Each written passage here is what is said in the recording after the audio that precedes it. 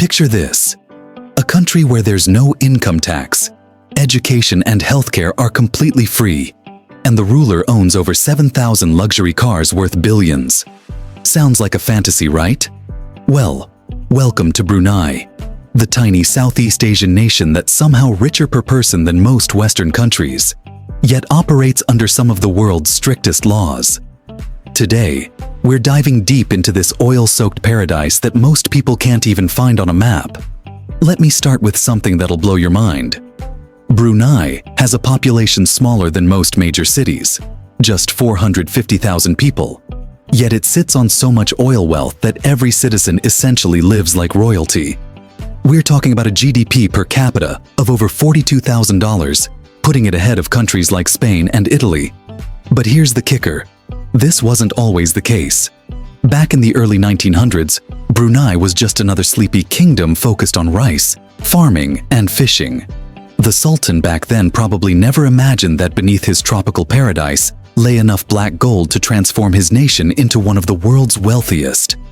Everything changed in 1929 when British petroleum companies struck oil in what's now called the Syria field. Suddenly, this forgotten corner of Borneo became incredibly important. But let's talk about the man who controls all this wealth: Sultan Hassanal Bolkiah. This guy has been in power since 1967, making him one of the longest reigning monarchs on Earth. And when I say he has power, I mean absolute power.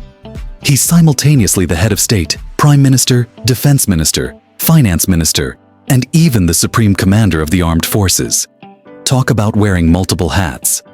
Now, about that car collection I mentioned earlier. The Sultan doesn't just own a few nice cars. He owns over 7,000 of them, with an estimated value exceeding $5 billion. We're talking custom Ferraris with gold plating, one-of-a-kind Lamborghinis, and Rolls-Royces that most of us will never even see in person. Some of these vehicles are so rare they're literally priceless. It's like having the world's most exclusive car museum, except it's all privately owned by one person. But here's where things get interesting and controversial. While Brunei offers incredible benefits to its citizens, it comes with a price. The country operates under strict Islamic law, and I mean strict. Interfaith marriages are essentially impossible unless the non-Muslim partner converts to Islam.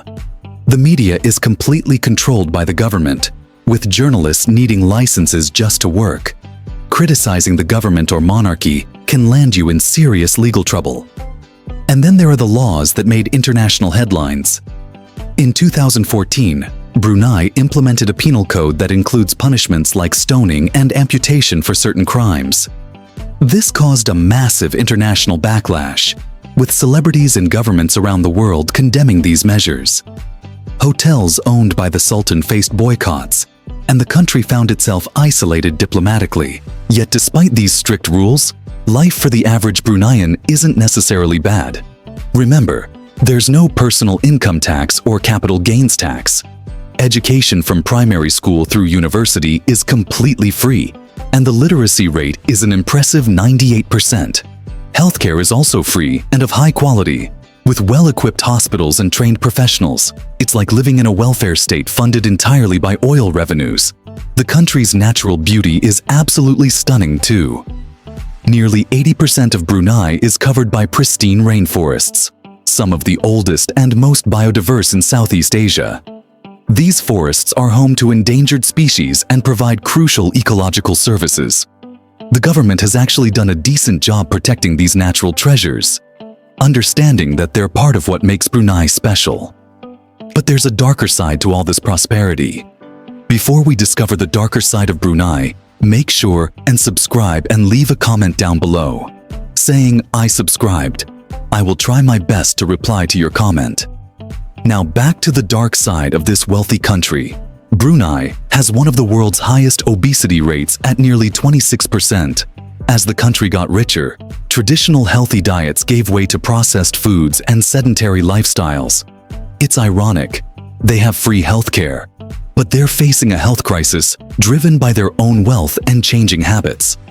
The car ownership statistics are mind-blowing too. Brunei ranks second globally for car ownership per capita, with 626 cars per 1,000 people. When you have no income tax and cheap oil, everyone can afford multiple vehicles. But this has created massive traffic congestion and air pollution problems that the government is now scrambling to address. Family structure in Brunei remains deeply traditional and hierarchical. Extended families, including cousins, aunts, and uncles, are expected to remain loyal to each other. Children learn early to respect their elders and put family needs before personal desires. It's a society where age and position carry significant weight, and individual expression often takes a back seat to family harmony. The Sultan's palace, the Istana Nurul Iman, perfectly embodies Brunei's contradictions. This $1.5 billion residence is one of the largest in the world, covering over 2 million square feet. It features marble floors, gold-plated elevator doors, and crystal chandeliers throughout.